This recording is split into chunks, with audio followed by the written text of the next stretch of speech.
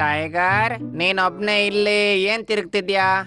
ನಾನು ಬೇಟೆಯ ಆಟ ಆಡ್ತಾ ಇದ್ದೆ. ಅರೇ, ಏ ಆಟ ಆಡ್ತಿದ್ದೀಯಾ? ಇಲ್ಲಂತೂ ಯಾವುದು ಬೇಟೆ ಸಿಗಲ್ಲ ನಿಂಗೆ. ಅದು ಮಧ್ಯಾಹ್ನದ ಸಮಯ ಆಗಿತ್ತು. ಪಿಂಕು ಮತ್ತೆ ಚಿಟಿ ಆಹಾರ ಹುಡ್ಕೊಂಡು ಕಪ್ಪು ಬೆಟ್ಟದ ಕಡೆ ಹೋಗಿರ್ತವೆ. ಅಲ್ಲೋದ್ಮೇಲೆ ಅವಿಬ್ಬರು ತುಂಬಾನೇ ಸಂತೋಷವಾಗಿ ಆಟ ಆಡ್ಕೋತಾ ಇರ್ತವೆ. ಮತ್ತೆ ಮನೆಗೆ ಹೋಗೋ ದಾರಿನೇ ಮರ್ತೋಗ್ಬಿಡ್ತವೆ. ಪಿಂಕು, ಸಂಜೆ ಆಗ್ತಾ ಇದೆ, ಮತ್ತೆ ನಮಗಂತೂ ಹಿಂದೆ ಹೋಗೋ ದಾರಿನೂ ಮರ್ತೋಗೋಗಿದೆ. ಇಲ್ಲಿಂದ ಅಂತೂ ಎಲ್ಲಾ ಮರ ಜಾಗ ಒಂದೇ ರೀತಿ ಕಾಣ್ತಾ ಇದೆ. ಹಾ, ಹಾಗಾದ್ರೆ ನಾವ್ ಇಲ್ಲಿಂದ ಹೇಗ್ ಹೋಗಕ್ಕಾಗತ್ತೆ? ಆಗ ಸಡನ್ ಆಗಿ ಮೋಂಟು ಕೋತಿ ಮರದಿಂದ ಕೆಳಗಡೆ ಬಿದ್ದು ನಿದ್ದೆಯಿಂದ ಎದ್ದೋಳುತ್ತೆ. ಅಯ್ಯಪ್ಪ, ನನಗ್ ಗೊತ್ತಾಗ್ತಾ ಇಲ್ಲ. ನನ್ನ ಕನ್ಸಲ್ಲಿ ಮಿಂಕು ಮತ್ತೆ ಚೀಟಿಯ ಕಾಣಿಸಿದ್ರು ಅಂತ. ಇರ್ಲಿ ಬಿಡು, ಕನ್ಸಲ್ವಾ. ಅದೇ ಸಮಯದಲ್ಲಿ ಟೀನು ಪಕ್ಷಿ ತುಂಬಾನೇ ಚಿಂತೆಯಿಂದ ಬರ್ತಿರೋದು ಮೋಂಟು ಕೋತಿ ನೋಡುತ್ತೆ. ಅರೆ, ಏನಾಯ್ತು ಟೀನು? ಮೋಂಟು ಅಣ್ಣ, ಪಿಂಕು ಮತ್ತೆ ಚಿಟ್ಟಿ ಮಧ್ಯಾಹ್ನ ಆಹಾರ ಹುಡ್ಕೊಂಡು ಹೋಗಿದ್ರು, ಇನ್ನೂ ಬಂದೇ ಇಲ್ಲ. ನೀವೇನಾದ್ರೂ ನೋಡಿದ್ರಾ? ಈ ಮಾತನ್ ಕೇಳಿದ ತಕ್ಷಣ ಅವನು ಯೋಚನೆ ಮಾಡೋದಕ್ ಶುರು ಮಾಡ್ತಾನೆ. ಕೇಳಿದ್ರೆ ನಿಂಗೆ ವಿಚಿತ್ರ ಅನ್ಸುತ್ತೆ, ಆದ್ರೆ ನಂಗೀಗ ಒಂದ್ ಕನ್ಸ್ ಕಂಡಿತ್ತು. ಅದ್ರಲ್ಲಿ ಅವರಿಬ್ರು ಇದ್ರು, ಅವರಿಬ್ರು ಈಗ ಕಪ್ಪು ಪರ್ವತದಲ್ಲಿದ್ದಾರೆ, ಮತ್ತೆ ಹಿಂದೆ ಬರೋ ದಾರಿ ಮರ್ತಿದ್ದಾರೆ. ಏನು, ಇದೆಲ್ಲ ನೀವು ಕನ್ಸಲ್ ಕಾಣಿದ್ರಾ? ಹಾ, ಆದ್ರೆ ನಂಗೊಂದ್ ಅರ್ಥ ಆಗ್ತಾ ಇಲ್ಲ, ನಂಗ್ಯಾಕೆ ಈ ಕನ್ಸ್ ಬಂತು? ನಿನ್ನ ಕನಸು ನಿಜ ಆದ್ರೆ ಚೆನ್ನಾಗಿರುತ್ತೆ. ನನ್ ಮಕ್ಕಳನ್ನ ಹುಡ್ಕೊಂಡು ಹೋಗ್ತೀನಿ. ಟೀನು ಕಪ್ಪು ಬೆಟ್ಟದ ಕಡೆ ಹುಡ್ಕೊಂಡು ಹೋಗ್ತಾಳೆ. ಅಲ್ಲಿ ಅವರಿಬ್ರು ಕಾಣಿಸ್ಕೋತಾರೆ. ಅರೆ ಅಮ್ಮ, ನಿನ್ಗೆ ಹೆಂಗ್ ಗೊತ್ತಾಯ್ತು ನಾವಿಬ್ರು ಇಲ್ಲಿದ್ದೀವಿ ಅಂತ? ಬೇಗ ಬನ್ನಿ, ಇಲ್ಲಿಂದ ಹೋಗ್ಬಿಡೋಣ. ಮತ್ತೆ ಯಾವಾಗ್ಲೂ ಈ ಬೆಟ್ಟದ ಕಡೆ ಬರ್ಬೇಡಿ ಹಂಗಂತ ಅವ್ರು ಎಲ್ಲಾರು ಮೋಂಟು ಹತ್ರ ಬರ್ತಾರೆ. ತುಂಬಾ ಧನ್ಯವಾದ ಮೋಂಟು ಅಣ್ಣ, ನಿನ್ ಕನ್ಸಲ್ ಬಂದಿದ್ ಹೇಳಿದಕ್ಕೇನೆ ನನ್ ಮಕ್ಕಳನ್ನ ಕಾಪಾಡ್ಕೊಳಕ್ಕಾಯ್ತು. ಇದನ್ನ ಮೋಂಟು ಕೈಯಲ್ಲಿ ಪಾಪ ನಂಬಕ್ಕೆ ಆಗ್ಲಿಲ್ಲ. ಅವತ್ತಿಂದ ಅದಕ್ಕೆ ಕನ್ಸ್ ಬರೋದು ಶುರು ಆಗುತ್ತೆ. ಕನ್ಸಲ್ ನಡೆಯೋದು ಎಲ್ಲ ನಿಜ ಬೇರೆ ಆಗ್ತಿತ್ತು. ಪೂರ್ತಿ ಗ್ರೀನ್ಲ್ಯಾಂಡ್ ಕಾಡಲ್ಲೇ ಈ ಕೋತಿ ತುಂಬಾನೇ ಫೇಮಸ್ ಆಗ್ಬಿಡುತ್ತೆ. ಅದು ಅಲ್ಲದೆ ಶೇರ್ ಖಾನ್ಗೆ ಸೇವಕ ಬೇರೆ ಆಗ್ಬಿಡ್ತಾನೆ. ಇನ್ನೊಂದ್ ಕಡೆ ಬ್ಲೂ ಲ್ಯಾಂಡ್ ಕಾಡಲ್ಲಿ ಗೋಲ್ಡಿ ಅವರ ಹೆಂಡತಿ ಮತ್ತೆ ಮಗುವ ಜೊತೆ ಜೀವಿಸ್ತಿತ್ತು. ಅಲ್ಲಿ ನರಿ ಅವರ ಸೇವಕನಾಗಿತ್ತು. ಹಾ, ಶೇರ್ ಖಾನ್ ಮತ್ತೆ ಗೋಲ್ಡಿಯ ಫ್ರೆಂಡ್ಶಿಪ್ ಆಗಿಲ್ವಾ? ಏನು ಮಜಾನೇ ಬರ್ತಾ ಇಲ್ಲ. ನಾನೇನಾದ್ರೂ ಮಾಡ್ಬೇಕು. ಹಾಗಾದ್ಮೇಲೆ ಎಂತ ಶತ್ರುತ್ವ ಬರ್ಬೇಕು ಅಂದ್ರೆ ಕೊಂದಾಕೋವಷ್ಟು.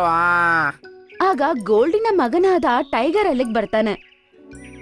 ಅಪ್ಪ ಅಪ್ಪ, ಆಟಕ್ಕಂತ ಬೇಟೆಯಾಡಕ್ ಹೋಗ್ ಬರ್ಲಾ? ನನ್ನ ಪ್ರೀತಿಯ ಮಗ ಈಗ್ಲೇ ಬೇಟೆಗ? ಹಾ ಪಾಪ. ಸರಿ, ಹೋಗ್ಬಾ ಕಣೋ. ಟೈಗರ್ ಅಲ್ಲಿಂದ ಹೋಗ್ಬಿಡ್ತಾನೆ. ಅದ್ರ ಹಿಂದ್ಗಡೆನೆ ನರಿ ಕೂಡ ಹೋಗ್ಬಿಡುತ್ತೆ. ತುಂಬಾ ಹೊತ್ತಾದ್ಮೇಲೂ ಟೈಗರ್ ಬರ್ದೇ ಇರುವ ಕಾರಣದಿಂದ ಅವರಿಬ್ಬರಿಗೂ ಪಾಪ ತುಂಬಾನೇ ಚಿಂತೆ ಆಗ್ಬಿಡುತ್ತೆ. ಆಗ ನರಿ ಒಂದು ಮೋಸವಾದ ಸ್ಥಿತಿಯಲ್ಲಿ ಅಲ್ಲಿಗೆ ಬರುತ್ತೆ. ಗೋಲ್ಡಿ ಸರ್, ಶೇರ್ ಖಾನ್ ನಿಮ್ಮ ಮಗನ್ನ ಬೇಟೆಯಾಡ್ಬಿಟ್ಟ. ಏನ್ ಹೇಳ್ತಾ ಇದ್ಯಾ ನೀನು? ಶೇರ್ ಖಾನ್ ಹೀಗ್ ಮಾಡಕ್ ಸಾಧ್ಯನೇ ಇಲ್ಲ. ಅದನ್ ಕೇಳಿ ಅವರಿಬ್ಬರಿಗೂ ತುಂಬಾನೇ ಭಯ ಆಗುತ್ತೆ. ನಿಮಗ್ ಬೇಕಾದ್ರೆ ನೀವು ನನ್ ಜೊತೆ ಬಂದು ನೋಡಿ. ಸರಿ, ಹೋಗುವ. ನರಿ ಅವರಿಬ್ಬರನ್ನು ಒಂದು ಜಾಗಕ್ಕೆ ಕರ್ಕೊಂಡು ಹೋಗುತ್ತೆ.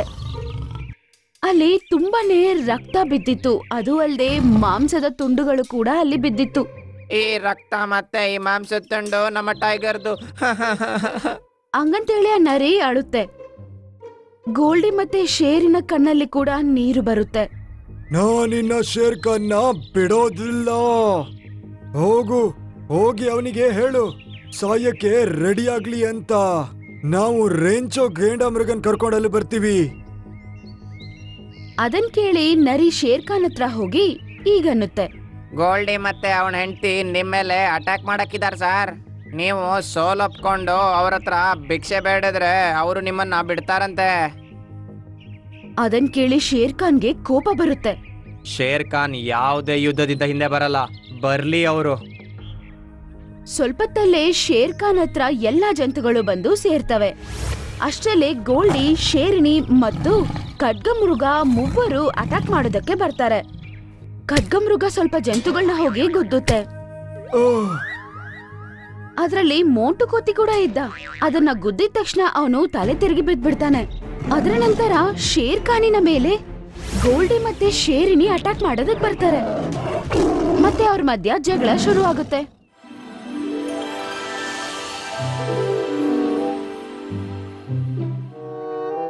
ಟೈಗರ್, ನೀನೊಬ್ನೇ ಇಲ್ಲಿ ಏನ್ ತಿರುಗ್ತಿದ್ಯಾ? ನಾನು ಬೇಟೆಯ ಆಟ ಆಡ್ತಾ ಇದ್ದೆ. ಅರೇ, ಆಟ ಆಡ್ತಿದ್ದೀಯಾ? ಇಲ್ಲಂತೂ ಯಾವುದು ಬೇಟೆ ಸಿಗಲ್ಲ ನಿಂಗೆ. ಹಾಗಾದ್ರೆ ನೀವೇ ಹೇಳಿ ಎಲ್ಲಿ ಸಿಗುತ್ತಂತ. ನಾನ್ ನಿನ್ನ ಕೆರೆ ಹತ್ರ ಕರ್ಕೊಂಡು ಹೋಗ್ತೀನಿ. ಅಲ್ಲಿ ನಿಂಗೆ ಎಷ್ಟು ಬೇಕೋ ಅಷ್ಟು ಸಿಗುತ್ತೆ ಬೇಟೆ.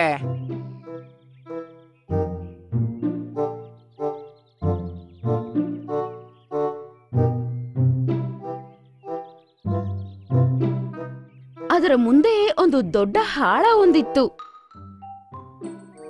ಟೈಗರ್ ಅದ್ರೊಳಗಡೆ ಬೀಳಕ್ ಮುಂಚೆನೆ ಅದನ್ನ ನೋಡಿ ಅದು ಹುಷಾರಾಗ್ಬಿಡುತ್ತೆ. ಥ್ಯಾಂಕ್ ಗಾಡ್ ನಾನ್ ನೋಡ್ದೆ, ಇಲ್ಲ ಅಂದ್ರೆ ಇದ್ರ ಒಳಗ್ ಬೀಳ್ತಿದ್ದೆ. ನೀನಂತೂ ಇಲ್ದೆ ಇದ್ರು ಬೀಳ್ತೀಯ ಮಗ. ಹಂಗಂತೇಳಿ ನರಿ ಅದನ್ನ ತಳ್ಬಿಡುತ್ತೆ. ಆ ಪಾಪ ಅದು ಒಳಗಡೆ ಬಿದ್ದೋಗುತ್ತೆ. ಏನಾಗುತ್ತೆ ಮಹಾಯುದ್ಧ ಇಬ್ಬರ ನಡುವೆ. ಈ ಕನಸೆಲ್ಲ ಕಂಡಿದ ತಕ್ಷಣ ಗೋಲ್ಡಿ ನಿದ್ದೆಯಿಂದ ಎದ್ದೊಳ್ತಾನೆ. ಅವನ್ ನೋಡ್ತಾನೆ, ಶೇರ್ ಖಾನಿನ ಮೇಲೆ ಶೇರಿನಿ ಮತ್ತು ಗೋಲ್ಡಿ ಅಟ್ಯಾಕ್ ಮಾಡ್ತಿರೋದು ನೋಡ್ತಾನೆ. ನಿಲ್ಲು ಗೋಲ್ಡಿ, ನಿನ್ನ ಮಗ ಟೈಗರ್ ಇನ್ನೂ ಬದುಕಿದ್ದಾನೆ. ಅದನ್ ಕೇಳಿದ ತಕ್ಷಣ ಅವ್ರು ಎಲ್ಲರೂ ಮೋಂಟು ಕಡೆ ನೋಡ್ತಾರೆ. ಏನ್ ಹೇಳ್ತಾ ಇದ್ಯಾ ನೀನು? ಈಗ್ಲೇ ನಾನ್ ಕನ್ಸಲ್ ಕಂಡೆ. ನನ್ನ ಕನ್ಸು ಯಾವಾಗ್ಲೂ ಸುಳ್ಳಾಗಲ್ಲ. ನಿನ್ನ ಮಗ ಒಂದ್ ದೊಡ್ಡ ಹೊಂಡದಲ್ಲೊಳಗಿದಾನೆ. ನಿಮ್ಮಿಬ್ಬರ ನಡುವೆ ಜಗಳ ತಂದಿಡ್ಬೇಕಂತ ನರಿನೇ ಇದನ್ನೆಲ್ಲ ಮಾಡಿದ್ದು. ನಿಮಗ್ ಮೂರ್ಖ ಮಾಡಿದಾನವನು. ಅದನ್ ಕೇಳಿದ ತಕ್ಷಣ ನರಿಗೆ ಹೃದಯ ನಡ್ಗೋಗುತ್ತೆ. ಗೋಲ್ಡಿ ನರಿನ ಕೋಪದಿಂದ ನೋಡಿ ಮೋಂಟು ಹತ್ರ ಹೀಗಂತಾನೆ, ಮೋಂಟು, ನಿನಗ ಹೊಂಡದ ಬಗ್ಗೆ ಗೊತ್ತಿದ್ಯಾ? ನಮ್ಮನ್ನಲ್ಲಿ ಕರ್ಕೊಂಡೋಗು. ಅಲ್ಲಿಗೆ ಹೋದ್ರೇನೆ ನಿಜ ಏನು ಅಂತ ಗೊತ್ತಾಗುತ್ತೆ. ಹೋಗೋಣ, ನಾನ್ ಸುಳ್ಳು ಹೇಳ್ತಾ ಇಲ್ಲ. ಎಲ್ಲಾರು ಆ ಹಾಳ ಇರೋ ಕಡೆಗೆ ನಡ್ಕೊಂಡು ಹೋಗ್ತಾರೆ. ಮೋಂಟು ಮುಂದೆ ನಡ್ಕೊಂಡು ಹೋಗ್ತಿರ್ತಾನೆ.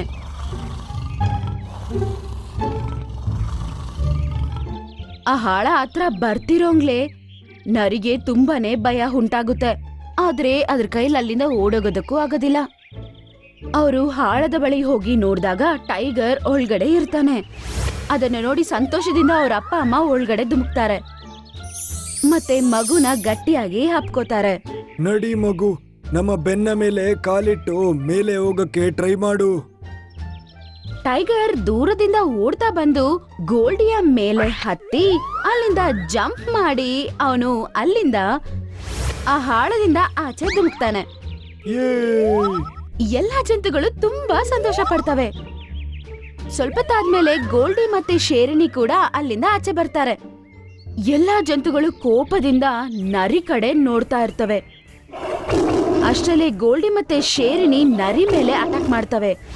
ನರಿ ನಾವು ನಾಶ ಮಾಡ್ಬಿಡುತ್ತೆ. ಅಯ್ಯೋ ದೇವ್ರೆ, ಸತ್ತೋದೆ ನಾನು. ಕ್ಷಮಿಸ್ಬಿಡಿ ನನ್ನ. ಕ್ಷಮಿಸ್ಬಿಡು ಶೇರ್ ಖಾನ್. ಆಲೋಚನೆ ಮಾಡ್ದೇನೆ ನಾನ್ ನಿನ್ ಮೇಲೆ ಅಟ್ಯಾಕ್ ಮಾಡ್ದೆ. ನಿಂದ್ಯಾವ್ದು ತಪ್ಪಿಲ್ಲ ಗೋಲ್ಡಿ, ಎಲ್ಲ ಈ ನರಿನೇ ಮಾಡಿದ್ದು. ಆಮೇಲೆ ಅವರು ಅಲ್ಲಿಂದ ಅವ್ರ ಕಾಡಿಗೆ ವಾಪಸ್ ಹೋಗ್ಬಿಡ್ತಾರೆ. ಶೇರ್ ಖಾನ್ ಮೋಂಟುಗೆ ಧನ್ಯವಾದ ಹೇಳ್ತಾನೆ, ಯಾಕಂದ್ರೆ ಇಷ್ಟು ದೊಡ್ಡ ಸಮಸ್ಯೆ ಅವನಿಂದ ಪೂರ್ತಿ ಆಗುತ್ತೆ ಅಂತ. ಮೋಂಟುಗೆ ಈಗ ಕೂಡ ಕನ್ಸುಗಳು ಬರ್ತಾ ಇರ್ತವೆ. ಅವನು ತುಂಬಾನೇ ಎಲ್ಲಾ ಜಂತುಗಳಿಗೂ ಈ ರೀತಿ ಸಹಾಯ ಮಾಡ್ತಿರ್ತಾನೆ. ಅಕ್ಕ, ಈ ಚುಲ್ಬುಲಿ ಹಾಲಿಲು ಅವ್ರ ಕುಟುಂಬ ಇದೆ ಅಲ್ವಾ, ನಂಗೆ ಇಷ್ಟನೇ ಇಲ್ಲ ಅಕ್ಕ. ಯಾವಾಗ್ಲೂ ಎಲ್ಲಾರ್ಗೂ ಸಹಾಯ ಮಾಡಿ ಎಲ್ಲಾರು ಅವ್ರನ್ನ ಇಷ್ಟಪಡ್ತಾರೆ. ನಾನೊಂದು ನವಿಲು, ಯಾರಿಗೂ ನನ್ ಕಂಡ್ರೆ ಇಷ್ಟನೇ ಇಲ್ಲ. ನೀನು ಸರಿಯಾಗಿ ಹೇಳಿದೆ. ನಾವಿಬ್ರು ಸೇರಿ ಅವ್ರನ್ನೇನಾದ್ರೂ ಮಾಡ್ಬೇಕು.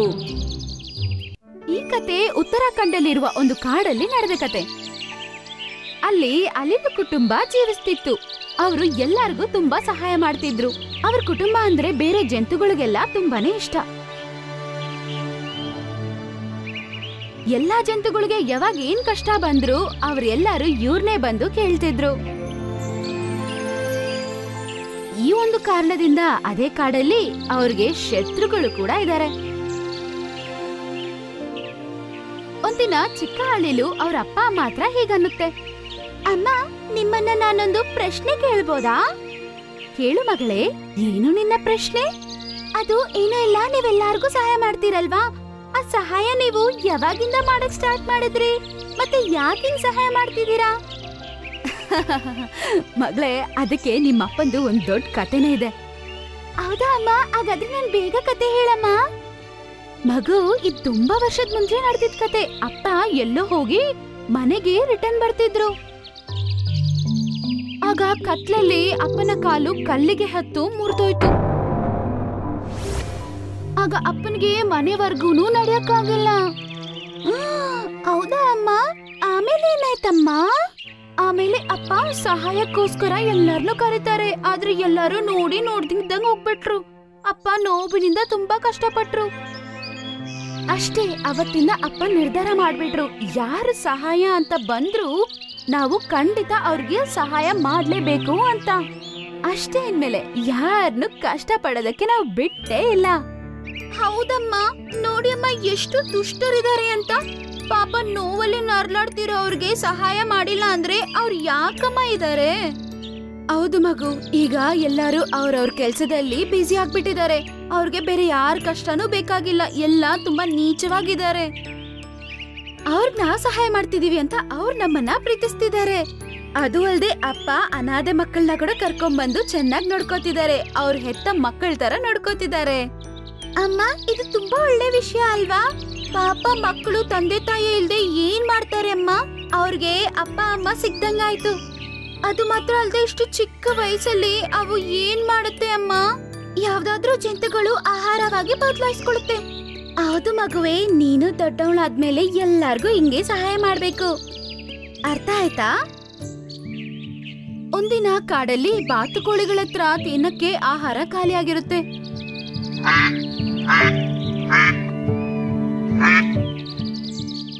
ಆಗ ಅವು ಚಿಲ್ಬುಲಿ ಅಲಿಲು ಮನೆಗೆ ಬರುತ್ತೆ. ಚಿಲ್ಬುಲಿ ಅಲಿಲು ಅವರಮ್ಮ, ನಮ್ಗೆ ತುಂಬಾ ಹಸಿವಾಗ್ತಾ ಇದೆ. ನಮ್ಮ ಹತ್ರ ತಿನ್ನೋದಕ್ಕೆ ಆಹಾರ ಇಲ್ಲ. ಆಹಾರ ಹುಡ್ಕೊಂಡು ಹೋಗೋಣ ಅಂದ್ರೂ ನಮ್ಗೆ ಆರೋಗ್ಯ ಸರಿ ಇಲ್ಲ. ನಮ್ಗೇನಾದ್ರೂ ಸ್ವಲ್ಪ ಆಹಾರ ನೀವು ಕೊಡ್ತೀರಾ? ಆಗ ಚಿಲ್ಬುಲಿ ಅಲಿಲು ಅವರ ಅಮ್ಮ, ಹಾ ಗಿಲಿಗಿಲಿ ಬಾತುಕೋಳಿ, ಖಚಿತವಾಗ್ಲೂ ನಿಂಗೆ ಸಹಾಯ ಮಾಡ್ತೀವಿ. ಬಾತುಕೋಳಿಗಳು ಆಹಾರ ತಗೊಂಡು ತುಂಬಾ ಸಂತೋಷವಾಗಿ ಹೋಗುತ್ತೆ. ಮತ್ತೆ ಅದೇ ಕಾಡಲ್ಲಿ ಒಳ್ಳೆ ಜಂತುಗಳ ಜೊತೆನೂ ಕೆಟ್ಟ ಜಂತುಗಳು ಇರುತ್ತೆ. ಅವ್ರಿಗೆ ಅಲಿಲು ಕುಟುಂಬನ ಕಂಡ್ರೇನೆ ಆಗೋದಿಲ್ಲ. ಒಂದು ನಾಟಿ, ಇನ್ನೊಂದು ಟಿಕ್ಲಿ. ಇವರು ಬಾತು ಮತ್ತೆ ನವಿಲು. ಇಬ್ಬರಿಗೂ ಚಿಲ್ಬುಲ್ ಅವ್ರ ಕುಟುಂಬ ನೋಡಿದ್ರೇನೆ ಇಷ್ಟನೇ ಆಗೋದಿಲ್ಲ. ಇಬ್ರು ಸೇರಿ ಒಂದ್ ಐಡಿಯಾ ಹಾಕ್ತಾರೆ. ಅಕ್ಕ, ಈ ಚುಲ್ಬುಲಿ ಅಲಿಲು ಅವ್ರ ಕುಟುಂಬ ಇದೆ ಅಲ್ವಾ, ನಂಗೆ ಇಷ್ಟನೇ ಇಲ್ಲ ಅಕ್ಕ. ಯಾವಾಗ್ಲೂ ಎಲ್ಲಾರ್ಗೂ ಸಹಾಯ ಮಾಡಿ ಎಲ್ಲಾರು ಅವ್ರನ್ನ ಇಷ್ಟಪಡ್ತಾರೆ. ನಾನೊಂದು ನವಿಲು, ಯಾರಿಗೂ ನನ್ ಕಂಡ್ರೆ ಇಷ್ಟನೇ ಇಲ್ಲ. ನೀನು ಸರಿಯಾಗಿ ಹೇಳ್ದೆ. ನಾವಿಬ್ರು ಸೇರಿ ಅವ್ರನ್ನೇನಾದ್ರೂ ಮಾಡ್ಬೇಕು. ಒಂದಿನ ಚಿಲ್ಬುಲಿ ಅಲಿಲು ಕಾಡ್ ಸುತ್ತಕೊಂಬರಕ್ಕೆ ಹೋಗುತ್ತೆ. ಅಪ್ಪ ಅಮ್ಮ ಮನೇಲೇ ಇರ್ತಾರೆ. ಆಗ ನಾಟಿ ಬೆಕ್ಕು ಮತ್ತು ನಾಟ್ಲಿ ನವಿಲು ಇಬ್ಬರನ್ನು ಸಾಯಿಸ್ಬೇಕು ಅಂತ ನೋಡುತ್ತೆ. ಒಂದು ಅಪ್ಪನ ಹಿಡ್ಕೊಳ್ಳುತ್ತೆ, ಇನ್ನೊಂದು ತಾಯಿನ ಹಿಡ್ಕೊಳ್ಳುತ್ತೆ. ಇಬ್ಬರು ಕೆಳಗಡೆ ಬೀಳ್ತಾರೆ. ಮತ್ತೆ ಅಲ್ಲಿಂದ ಹೋಗ್ಬಿಡುತ್ತೆ. ಮತ್ತೆ ಚಿಲ್ಬುಲಿ ಅಲಿಲು ಮನೆಗ್ ಬಂದಿದ ತಕ್ಷಣ ಅಪ್ಪ ಅಮ್ಮನ ಪರಿಸ್ಥಿತಿ ನೋಡಿ ಇಬ್ಬರನ್ನ ಎಬ್ಸ್ಬೇಕು ಅಂತ ಟ್ರೈ ಮಾಡುತ್ತೆ. ಅಪ್ಪ ಅಮ್ಮ, ನಿಮ್ಗೆ ಏನಾಯ್ತು? ನಾನು ಹೋಗೋವಾಗ ನೀವ್ ಚೆನ್ನಾಗೇ ಇದ್ರಲ್ವಾ? ಈಗ ಏನಾಯ್ತು ನಿಮ್ಗೆ? ಈ ಕಾಡಲ್ಲಿ ನೀವಂದ್ರೆ ಇಷ್ಟ ಆಗಿರೋರು ತುಂಬಾ ಜನ ಇದ್ದಾರೆ. ಆಗ ನೀವ್ ಯಾಕೆ ಹಿಂಗ್ ಪರಿಸ್ಥಿತಿಯಲ್ಲಿ ಇದ್ದೀರಾ? ನಿಮ್ಮನ್ ಯಾರು ಹೊಡಿತಾರೆ?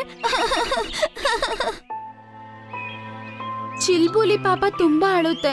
ಅವರು ಸತ್ತೋಗಿದ್ದಾರೆ ಅಂತ ವಿಷಯ ತಿಳಿದ ತಕ್ಷಣ ಕಾಡಲ್ಲಿರುವ ಎಲ್ಲಾ ಜಂತುಗಳು ಚಿಲ್ಬುಲಿನ ಸಮಾಧಾನ ಮಾಡಕ್ಕೆ ಅಂತ ಬರ್ತವೆ. ಬೋನು ಪಕ್ಷಿ, ಕಾಲು ಕಾಗೆ, ನಟ್ಕಟ್ ಕೋತಿ. ಚಿಲ್ಬುಲಿ, ಹೆಂಗಾಯ್ತಿದೆಲ್ಲ? ನಮ್ಮ ಕಾಡಿನ ಅಲಿಲು ಸಮಾಜಕ್ಕೆ ಸೇರಿದ ನಮ್ಮ ರಾಜ ರಾಣಿನ ಯಾರು ಸಾಯಿಸಿದ್ದು? ಅಯ್ಯೋ ನನ್ನ ಮಗುವೆ, ನೀನು ಅನಾಥೆಯಾಗಿ ನಿಂತ್ಕೊಂಡೆ ಅಲ್ವಮ್ಮ. ಬೋನಿ ಪಕ್ಷಿ ಹೀಗಂತ ಹೇಳಿ ಅಳುತ್ತೆ. ಆಗ ನಟ್ಕಟ್ ಕೋತಿ ಹೀಗನ್ನುತ್ತೆ. ನಂಗನ್ಸುತ್ತೆ ಇದು ನಾಟಿ ಬೆಕ್ಕು ಮತ್ತೆ ಟಿಕ್ಲಿ ನವಿಲಿನ ಕೆಲ್ಸ. ಅವರಿಬ್ರು ಮಾತ್ರ ಇಡೀ ಕಾಡಲ್ಲಿ ಅವರ ವಿರುದ್ಧ ನಿಂತಿದ್ದು. ಆಗ ಅವರೇ ಇವ್ರನ್ನ ಕೊಂದಿರ್ಬೇಕು. ಹಾ ನಡೀರಿ, ನಾವೆಲ್ಲ ಸೇರಿ ಅವರಿಗೆ ಪಾಠ ಕಲ್ಸೋಣ. ಮತ್ತೆ ಕಾಡಲ್ಲಿ ಅವರಿಬ್ಬರನ್ನು ಹುಡ್ಕೋದಕ್ಕಂತ ಹೋಗ್ತಾರೆ.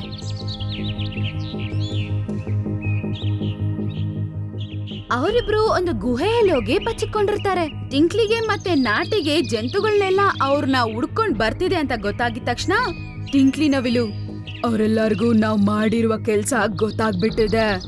ನಾವಿಬ್ರು ಸೇರಿ ಚುಲ್ಬುಳಿ ಅವ್ರ ಅಪ್ಪ ಅಮ್ಮನ ಸಾಯಿಸಿದೀವಿ ಅಂತ ಕಾಡಲ್ಲಿರುವ ಜಂತುಗಳಿಗೆ ಗೊತ್ತಾಗಿದೆ. ಹಾ ಕರೆಕ್ಟೇ ಬೇಕು. ನಾವಿಲ್ಲಿಂದ ಬೇರೆ ಕಾಡ್ಗೆ ಹೋಗ್ಬಿಡೋಣ.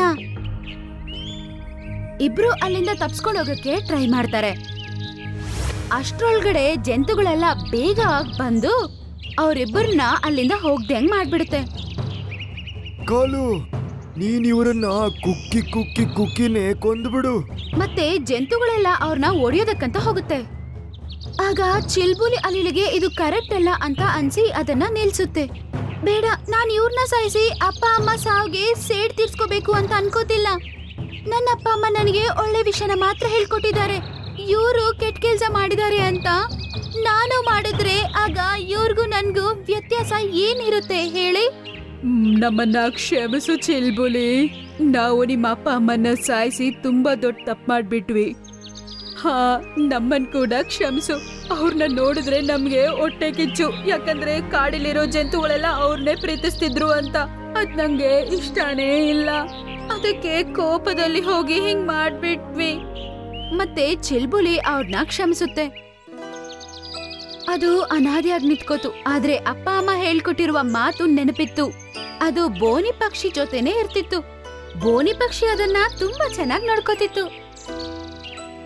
ಚಿಲ್ಬುಲಿ ಅಲಿಲು ಕೂಡ ಅಪ್ಪ ಅಮ್ಮ ತರನೇ ಎಲ್ಲಾರ್ಗೂ ಸಹಾಯ ಮಾಡ್ತಿತ್ತು. ಈ ಕಥೆಯಿಂದ ನಾವೇನ್ ಕಲ್ತ್ಕೊಂಡಿದೀವಂದ್ರೆ, ಕೆಟ್ಟವ್ರಿಗೆ ಕೆಟ್ಟದ್ ಮಾಡ್ಬೇಕು ಅಂತ ಅನ್ಕೋಬಾರ್ದು. ಅವ್ರಿಗೆ ಪಾಠ ಹೇಳ್ಕೊಡೋದಕ್ಕೆ ತುಂಬಾ ದಾರಿ ಇದೆ. ಒಂದ್ ವೇಳೆ ಕೆಟ್ಟವ್ರಿಗೆ ನಾವು ಕೆಟ್ಟದ್ ಮಾಡಿದ್ರೆ ನಮ್ಗೂ ಅವ್ರಿಗೂ ಏನ್ ವ್ಯತ್ಯಾಸ ಇರುತ್ತೆ? ಅಷ್ಟೇ. ಈ ವಿಷಯನ ನಾವು ಚೆನ್ನಾಗಿ ಅರ್ಥ ಮಾಡ್ಕೊಂಡ್ ಬದುಕ್ಬೇಕು.